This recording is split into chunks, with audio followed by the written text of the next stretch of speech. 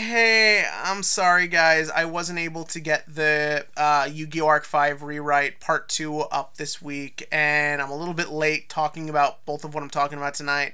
It's just been kind of a busy week with preparing for the YCS and just some other stuff, work and all that good shit. I promise I'll try and get those up. I'll try and get the Yu-Gi-Oh! Arc 5 up as soon as I can when I get back. But for right now, let's just talk about these two fascinating subjects, first of which being Captain Marvel.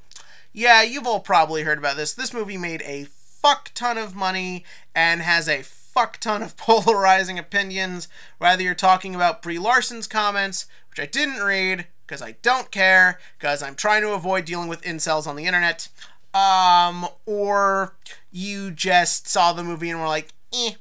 Yeah, this movie is kind of becoming a bigger deal than it probably should, considering this movie's not very good. Yeah.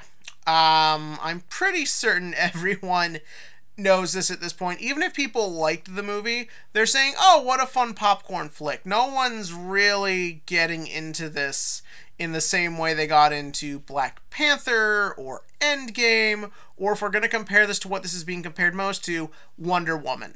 Yeah, this movie is kind of bland. Yeah, and you all know the reasons why. Brie Larson's performance is not very good. The story is generic and moves at a bland pace. The action is very poorly done, mostly just quick cuts and not really getting to see anything that interesting. The humor is pedestrian and par for the course, and the 90s setting is not super well used. And that's what everyone's saying, and I was saying that too until we hit the third act. And something happens in the third act. A thing is revealed to us, and there are two big revelations in the third act of this movie, one of which you see coming a million miles away, and it doesn't really leave that much impact. The other twist, and if you saw the movie, you'll know the one I'm talking about, completely changes this movie. All of a sudden, this movie felt like it had stakes. This movie felt like it was about something, that it was dealing with something, that I should care about what is going on screen. Suddenly, just like a snap, the movie became a movie. And even, like, Brie Larson woke up from her 90-minute nap and, like, actually, like, gave a good performance in the last act. And the action is much better in the third act. It's much more fun and clean and easy to follow. And, like, yeah, some people are saying it basically just looks like a big over-the-top Dragon Ball Z fight. But I wouldn't mind a big $150 million over-the-top Dragon Ball Z fight. So, yeah, is Captain Marvel a particularly great movie? No. Is it a particularly good Marvel movie? Not really. Will it probably be the worst superhero movie of the year? I mean, Dark Phoenix is coming, but this will definitely be on the bottom, or towards the bottom of most people's lists at the end of the year. But all in all, I think you should check it out. Maybe don't rush out to see it right now. Maybe wait till it's out, considering everything now streams right away. But all in all, I think it's worth checking out. I think I haven't seen a movie that makes this big a 180 just through one little thing in the last act. But this movie did it. So there's that. So yeah, check it out when you get a chance. Don't rush to see it. I'd like to believe I'm giving more of a middling sober review on what is becoming a very controversial movie for absolutely no fucking reason. So anyways, on to this week's Yu-Gi-Oh! Vrains. And so this week, we did something that really needed to be done a long-ass time ago, and that is we gave Yusaku some actual characterization. Yeah, for the past 25 minutes, it felt like Yusaku wasn't being forced to be this stupid power fantasy they constantly play him as in this show. Many of you will know I have not been easy on Yusaku. From, I believe, shut up, the episode, from like the beginning of the series, it was just a continual stream of this guy is not allowed to really be dark. He is not allowed to be particularly deep. He has to just be this generic power fantasy who wins all the time, who is right all the time, who always does the morally just thing, who is just always being played as perfect, and it's fucking awful. Because there's nothing to him, and watching this episode and kind of thinking about the moments of decent characterization, it becomes very clear what had been happening here, and that is that Yusaku was clearly at one point conceived to be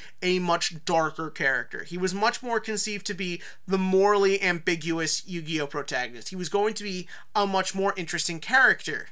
And, sort of like what I think happened at the end of Arc 5, someone at the studio says, nope, we gotta take control of this shit, go in, do damage control, he needs to be generic. We gotta stick his face on a ton of products, we've gotta make like 5 starter and structure decks based around him. Like, nothing about him can be interesting. Nothing about him can be unique, because unfortunately, he's just always been put through this filter. He's always had that strict collar around him of, you've got to be this because the higher-ups say so. So he's not allowed to get vulnerable. He's not allowed to be explored. His character type isn't allowed to really go anywhere. The most he really had in terms of interesting character development is when he dueled Akira, when he was angry at the idea of someone trying to connect to him, when he couldn't stand the idea of someone claiming they understood him. That was really fascinating, and they fucking ruined it by ending it with Yusaku just sort of like being, oh, I've got to teach them something about their relationship.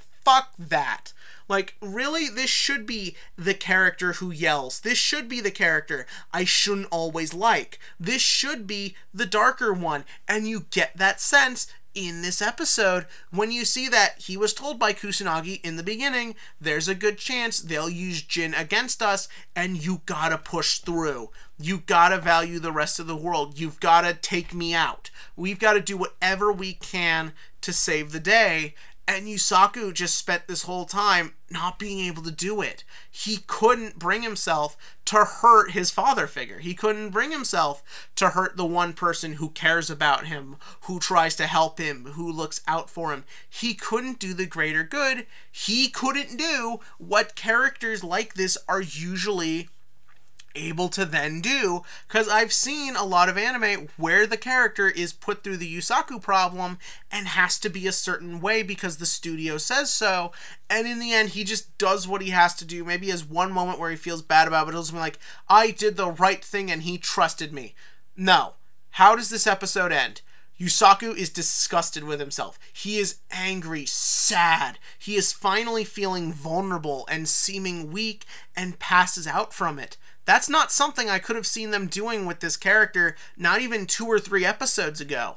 This is something that could only be done in a world where he is allowed to be what he is supposed to be, where there isn't a studio head over your shoulder telling you, no, he has to respond to the situation perfectly. He has to deal with the duel perfectly. He has to know exactly what to do all the time. Like, this is actual characterization, and it went great both ways. Kusanagi spends this whole duel with basically this weird attitude of, come on, dude, kill me, kill me, kill me, but also having to keep up the act of, I'm gonna kill you, I'm gonna kill you. It's a good performance. Hell, the guy who plays Yusaku just puts his fucking all in it, and it's really solid, and really good, and really interesting, and it's what I've wanted from day one, and it's what I want going forward. They've had so many situations where you could tell they were setting up deeper moments for Yusaku, setting up a deeper connection with Aoi, putting him in situations where he has to make tough decisions. All these things they've been doing from the beginning that they always just piss out on. But like, no, this one they actually saw through, and I really hope they continue seeing it through. Then you remember Soulburner is the focus of next episode, and he's basically been a black hole for anything interesting. So yeah, all in all, I really like this, and I want more writing like this out of Yugioh, not what we've been getting with this asshat. So all in all, I did like this a lot, and I want more like it. But what did you think in this episode below? Tell me about that below. And as for the TCG question of the week, there's only one thing worth talking about. YCS Atlanta is Saturday. I will be attending. A bunch of YouTubers will be experiencing Konami's grand experiment into the concept of a team tournament. When this was announced, I was super excited. Then I found out team format was just going to be you still play a best 2 out of 3 match, and you can just coach the person next to you or give them little tips. And I'm not going to lie, I'm not that super interested in this point, and I kind of just want a vacation. But, I mean, again, I'll be there. Like, it's too late to stop now. So, we'll see tomorrow, Saturday. We'll see if team format is a lot of fun, or if Konami will be interested in tweaking it and experimenting with it further, because we need Konami to experiment more with new shit. Tell me what you think of this thing they're trying out below, and as always, click to like, click to subscribe, and join me and support me in the endeavors of Team League when you can only get one other person to go for you because busy schedules. Shit, we're fucked.